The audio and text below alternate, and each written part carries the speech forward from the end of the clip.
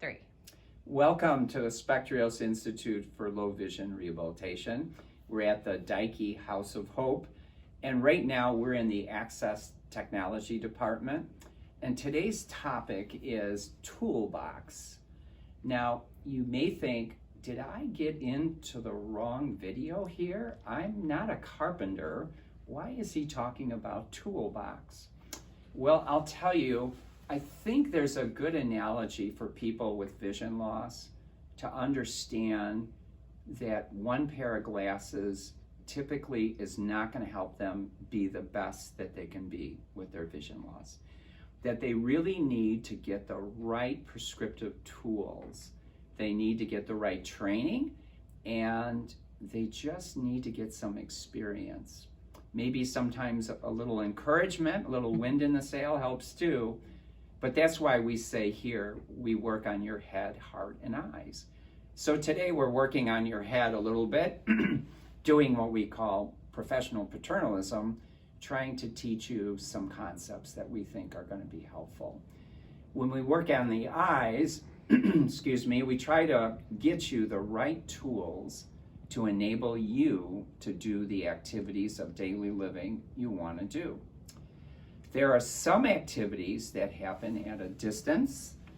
For example, watching TV, or maybe you're talking to someone hoping to see facial features, or you go to the movies.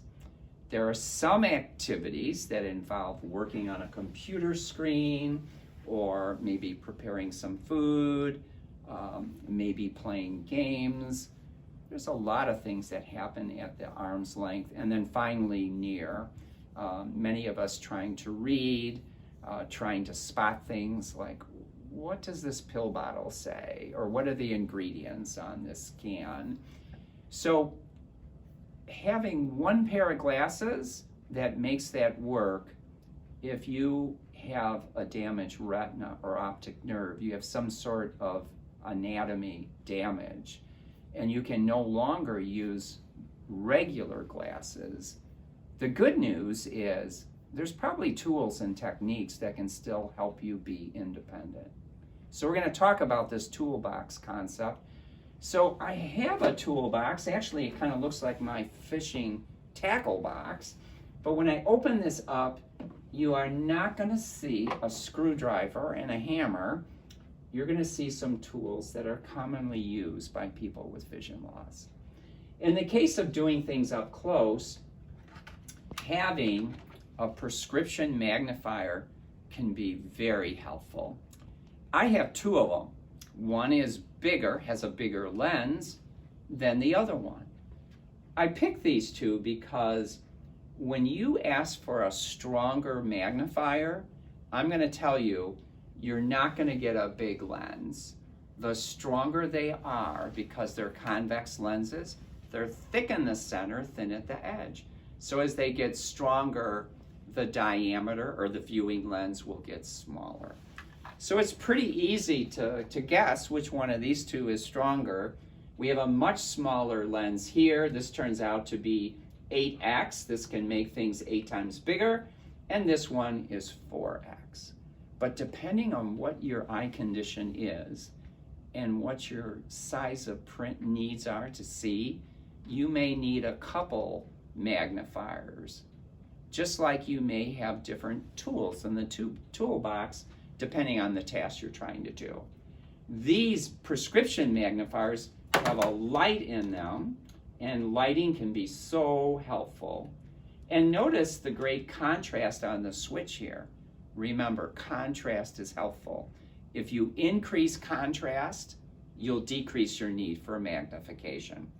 So at any rate, the stronger the lens, the closer you're going to have to hold things. When I look at my watch with this one here, I won't have to be as close.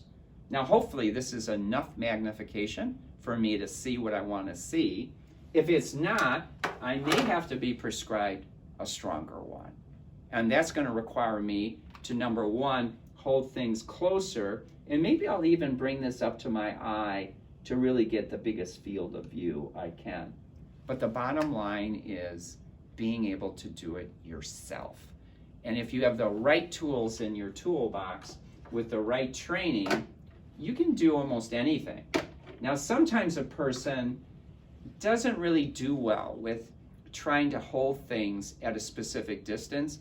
And this is why sometimes you see legs on these magnifiers called a stand. And that can keep things stable. And once again, it can help you get the job done. The bottom line is working with what you have and discovering what tools do I need to help me do the activities of daily living I want to do. And down here in this Access Technology Center that we were so fortunate to be helped out with a wonderful grant from the Lions Clubs International Foundation, their Sight First 2 grant, we can show our patients a lot of the new cutting edge electronic devices that are really a notch above some of what you may call the bread and butter tools, still very good tools, but when you have an electronic tool, you can manipulate the actual magnification on the screen you want to see, and you can actually choose, for example, which contrast setting you want to go with. Some folks like, for example, to have white on black, some black on white, and maybe other color combinations. But this can be very handy to look at things like a bulletin board, and it actually has a function where you can set it down and roll it across something to see. So depending on how big or small you want to make this, you can actually blow things up pretty significantly. You see, when you go through the low vision examination, I sometimes feel like I'm a waiter, and I'm just trying to find out, with the visual abilities you have, what are the choices on the menu, so to speak, that you can pick from, and then together we select the tools for your toolbox. Now, there could be a lot more tools here. A lot of the students we see might have a tool like this that they wear around their neck, a monocular telescope. Remember, telescopes help us see the moon, and telescopes are always two lenses separated by air. But a telescope can be very helpful for spotting things at far. If I turn around here and look at a welcoming sign out there, welcome to Spectrios, there's an acuity sign down below. There's so many prescriptions of telescopes. I mean, telescopes are at different magnification levels, and they don't just have to be handheld. For a student, a great enjoyment for me to see is when they can't see their parents' facial features and they pull a telescope up and suddenly they can see their parents' face. A telescope might help a person go to the zoo and not have to have somebody tell them what the lion looks like or crawl over the cage to get closer to the lion. They can pull out their telescope, and hopefully with the right magnification, they can see things for themselves. You see, that's the goal. We want you to be independent and do things yourself. And regular glasses sometimes can accomplish that. But that doesn't mean there's no solutions. There's always solutions. And these are what make up your toolbox. You know, sometimes glasses might look different. Not what you expected them to look like the glasses I have, but glasses that have the right optics that can help you see better. Like this one, for example. In about 38 states right now, if your vision, both your acuity and your side vision, is in the right range, might enable you to still drive.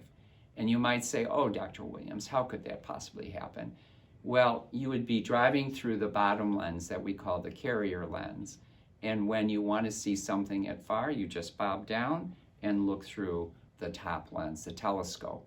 The telescope is kind of like the rear view mirror or the passenger mirror, giving you visual information from the rear. The telescope gives you information going forward. So it's a quick bob, oh yeah, that's what it is, the sign, and I'm back. But telescopes can be helpful when you're talking to someone to see facial features, or watching TV, or maybe going to a play. So there's all kinds of optics out there, and sometimes the more years that you're involved with low vision, it's just like, yes, this is my birthday present for this year. It's going to be this pair of glasses, which is a telescope, and now I'm not a rookie at this. My regular distant lens is here, and I want to be able to spot something at far, but I have a hobby. I want to see something here. And by the way, my dentist had something like this, I think, to look in my mouth, a loop. This is a telescope in a pair of glasses that's focusable. And now I can focus either at this plane in space, or I can focus out at far. You see, again, there's different distances for some of these activities of daily living that we do. And finally, I'll wrap it up with talking about near. Here's some other devices in my toolbox. This one here has a little lens in it. It looks like a little round bubble. The top part is my distance, but this, for a person with vision loss, can enable them to see small print at times. It's a very strong lens. You may never have heard of a lens like this. It's called a microscopic bifocal. When you go to the drugstore and you look at the readers off the rack, if you notice that at their powers, they're between 1.001 and maybe 3.50. This one is a 20. That's like a light year away from those glasses. But I'll share with you, they are demanding. They can open up visual windows that a person never had before. But the person needs to maintain kind of a child's mind. I am not going to say I can't. I'm like the little locomotive that said I can. And if this thing forces me to hold it this close to see, but I can see anything now, maybe there's a use for this. I might not read a book with this, but I might be able to spot things that I could never spot before. So the way we think about things, that's what we talk about the head sometimes as well. And the way we welcome change. I'm willing to do things if it can improve me. Yes, I had a good cry because for right now, there's no cure. But if I can be improved, do I want to cut my nose off in spite of my face? If I can get something that allows me to do things, am I willing to be a student to learn to do that? And I'll tell you, at the Spectrios Institute for Low Vision Rehabilitation, we have an accredited program, a multidisciplinary one, that we not only work with you with a comprehensive low vision evaluation that looks at exactly what the potential of your eyes are, but then there's tools, prescriptive tools, like in this toolbox, and then there's training, because there's learning curves for everything. There's no immediate gratification here. You have to work at it. And sometimes you have to fight back issues of coping. That would be normal. And sometimes you have to welcome change. But I'll tell you that you can be improved. And I'll tell you one thing that's true here at the House of Hope. We can see potential in everyone.